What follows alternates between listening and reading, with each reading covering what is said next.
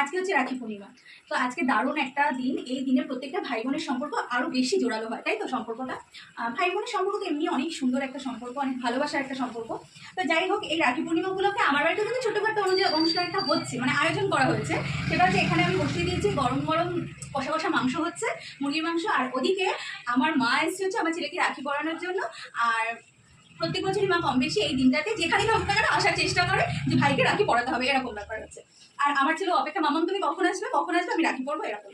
তো যাই হোক, তো চলো আমার বাড়ির ছোটখাটো কি আয়োজন হয়েছে তোমরা একটু দেখে নাও। চলো। তো এই হচ্ছে গিয়ে সেই রাখি। আর এই যে আমার মা নিয়ে এসছে ক্যাডবেরি, এদিকে লাড্ডু। এখন কি হবে, ভাইকে পড়ানো হবে, তাই তো? এই যে ভাই আর ভাইয়ের বোন দুজনে ঝিমাচ্ছে বসে বসে।